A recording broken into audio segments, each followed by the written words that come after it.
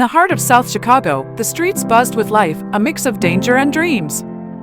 Among the rows of worn-down brick buildings and cracked sidewalks, a 12-year-old boy named Hector moved like a shadow.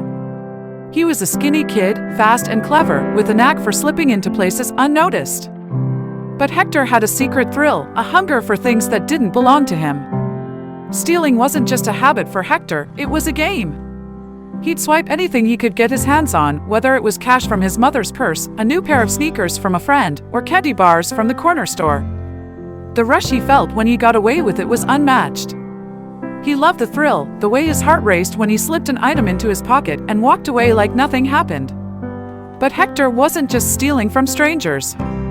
He took from everyone, his little sister's piggy bank, his grandmother's jewelry box, even the teachers at school who trusted him. It didn't matter to him who the victim was. The risk was the reward.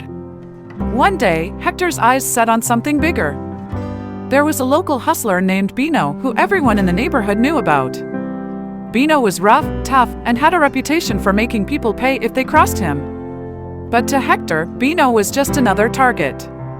He'd seen the man count wads of cash behind the small, run-down bar he ran. Hector figured if he could pull off this score, he'd be set for weeks, maybe even months. So, one night, when the streets were quieter than usual, Hector made his move. He snuck into the back of Bino's bar, keeping low, moving like a cat in the dark. He found the stash, a stack of bills held together with a rubber band. Hector's hands trembled with excitement as he pocketed the cash, a grin spreading across his face. He felt invincible. But as Hector turned to leave, a cold voice froze him in his tracks. "You really think you can steal from me, boy?" Hector's heart stopped. Bino stepped out of the shadows, his face a mask of anger. Before Hector could run, Bino grabbed him by the collar, lifting him off the ground like he weighed nothing. The fear hit Hector like a punch to the gut. This was no game anymore. Bino didn't need to say much. The beating that followed was brutal. Every punch, every kick drove home a lesson Hector had never learned before. There was a price to pay for his thrill. When Bino was done, Hector was left bruised and bleeding in the alley behind the bar. But Bino wasn't just trying to break Hector's body, he was trying to break his spirit.